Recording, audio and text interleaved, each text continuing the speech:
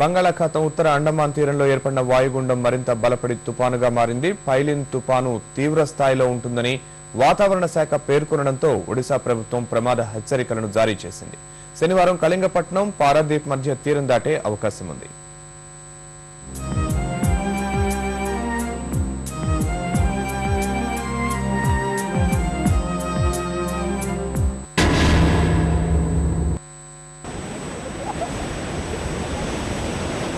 అండమాన్ తీరం దాటిన తీవ్ర వాయుగుండం తుపానుగా మారింది.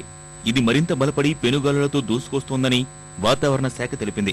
శనివారం శ్రీకాకుళం జిల్లా కళింగపట్నం, ఒడిశాలోని పారాదీప్ మధ్య ఈ తుపాను తీరం దాటే అవకాశం ఉంది. ఈ క్రమంలో గంటకు 175 నుంచి 180 కిలోమీటర్ల వేగంతో గాలులు వీచే అవకాశం ఉందని హెచ్చరించింది.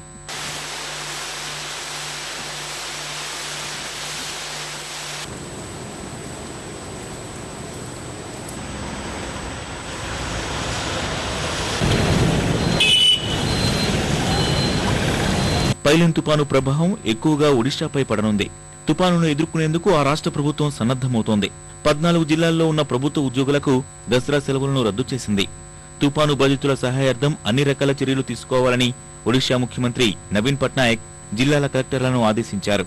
బాలాసోర్, భద్రక్, మయూర్భంజ్, కియోంఝార్, జైపూర్, కటక్, కేంద్రపారా, జగత్సింగ్పూర్, పూరి, కుర్దా, నయాగఢ్, గంజాం, గజపతి జిల్లాలలో ప్రజలను అప్రమత్తం చేశారు.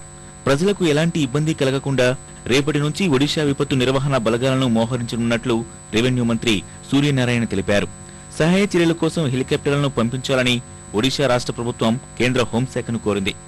ఆహారం, దుస్తులు వంటి అత్యవసర వస్తువులు అందించడానికి తగిన ఏర్పాట్లు చేస్తున్నట్లు విపత్తు నిర్వహణ అధికారి ఒకరు వెల్లడించారు.